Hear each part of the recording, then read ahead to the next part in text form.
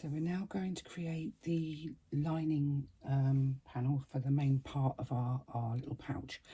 And we have our part with the card slots in it, and your second part, which you've cut from the pattern template, should be exactly the same size. Now, there's always a little margin of error. Actually, that's really good because there's sometimes you don't press things as well as you might do, but you need them ideally to be exactly the same size. This is actually cut and worked exactly perfectly. So I do believe that pressing makes a huge difference. So I'm going to pop that piece out of the way. I'm just going to keep my card slot panel. So I have my zipper. And again, I've just done a couple of stitches at either end to secure those ends together and to make sure that my pull doesn't come off. And I'm going to lay my zipper, this is going to be quite familiar because you've already done it once, right side up along the top of the card slot lining panel. My zipper pull is to the left when it's closed, which means I have to open it with my right hand, pulling it to the right. Now I'm right-handed, so that works for me. If you're left-handed, lay it the other way around, so lay it that away. But ideally you need to make sure that both of your zippers, when you do them, are both laid and orientated in exactly the same way, so that they then sit the same way on the finished wristlet, because otherwise it's going to look a little bit odd. So I'm going to secure this in place in exactly the same way as we did before, with a scant 1/4 inch seam allowance.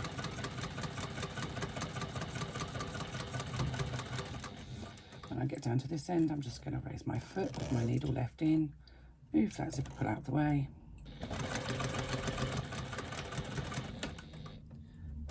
and it would appear that I'm almost out of shot there. I think I've knocked that, my apologies, but you still can see, so it's all good. Martin Scorsese, I certainly am not. I think I don't think Spielberg needs to retire anytime soon with my video capabilities.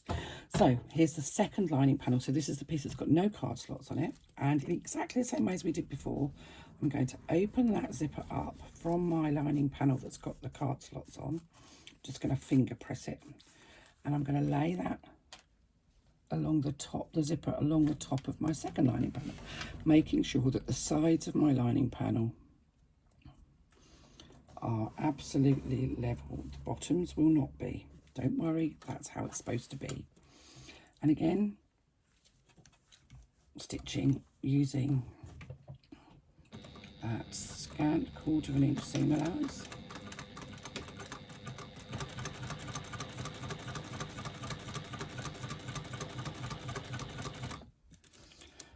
When I get to the zipper pull, needle in, raise the foot, move the zipper pull out of the way. Saves a bump in your stitching. You can thank me for that later.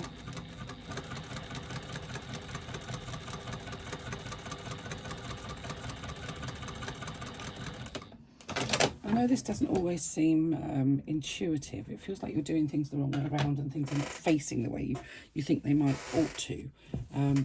But the reason we do, or the reason I like to do this, is because I don't like zipper tape showing inside of my pockets. So there we go, again, exactly the same as we had on the other pocket.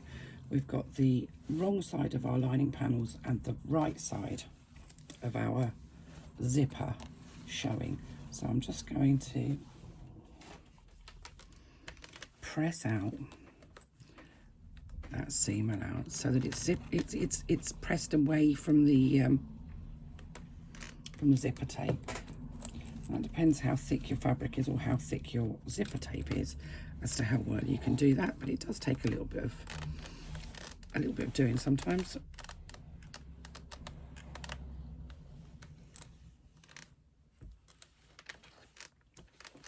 And I'm going to turn it over and just make sure there's no puckers or gathers on this side.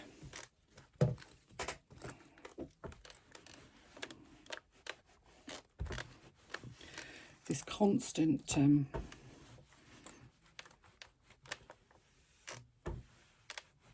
pressing is really important. Now, this bit isn't in the pattern, but I'm going to top stitch down both sides of that lining. it's something that some of the testers did, and I wasn't sure whether it needed it, but actually now I've actually done it, I actually quite like it. So I'm just going to top stitch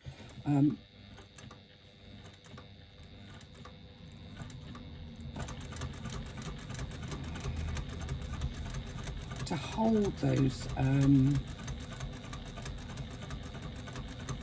seam allowances out of the way. And I think as I say, some of my testers did it, and I thought, that's weird, why have they done that? Because I couldn't see there was an issue with the way I've done it. But I think it depends on how thick the zipper tape is that you're using. If you're using a really good quality thicker zipper tape, sometimes this gets a little bit gathery and bunchy along here.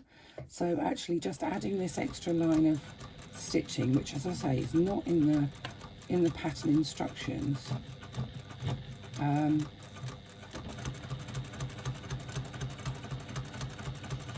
just gives you a slightly neater finish if you're using thicker fabric or thicker interfacing, or indeed thicker zipper tape. It holds the zipper tape out of the way and just finishes it off nicely. It just, as you can see, the line of stitching just holds the zipper tape totally out of the way. So lay your panel on your table so that the wrong side of the lining is facing upwards and your zipper pull is closing towards the left. And we're going to take our exterior panel and we are going to lay that on in exactly the same way as we did before. And I'm just going to change my foot rather than, whoops.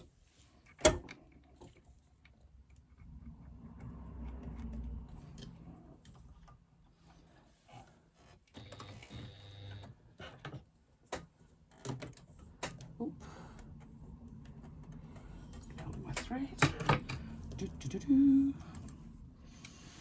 So again, we're fitting our zipper tape into the center of our zipper aperture, and I'm just going to turn this over because everything our lining pieces should be 1/8 of an inch smaller, so they will sit just fractionally inside of the exterior piece, and it's wise to just make sure that they are sitting like that.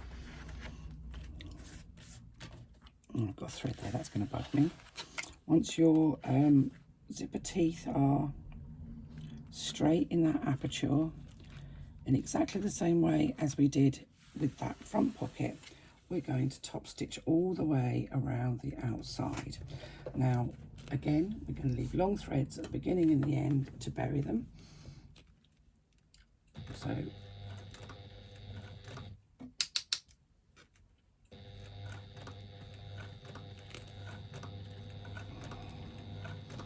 as you come along this top edge, you may come to a point where it feels a little bit thick, and that's just where the seam is on the top of the card slots. Just feels like a little bump, and if it feels too bulky, then use a hump jumper. I've never had to use one, but you do come to a point where you just think, oh, what's that underneath there? First time I made this, I was actually fairly convinced I'd got something under my fabric that wasn't supposed to be there, but then I realised it was just the seam.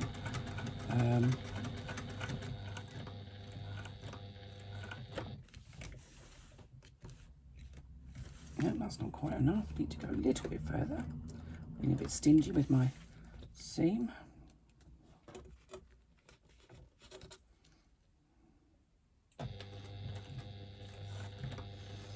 Down and over the zipper teeth.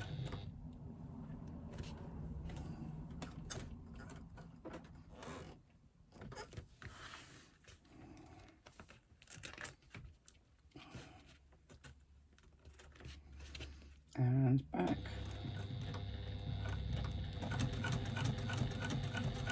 Back along the bottom edge.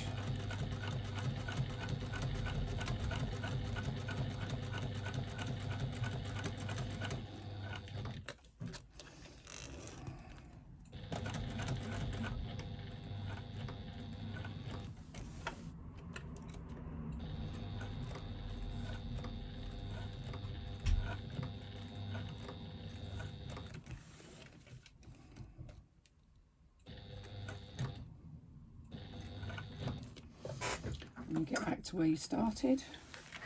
pull your work out, and in exactly the same way as we did before. And you can see there's a lot of repetition going on here. We're going to bury our threads. So why is it that I do this all the time? It's just a nicer finish. Backstitching on faux leather or cork can destabilise it because you're effectively making extra holes.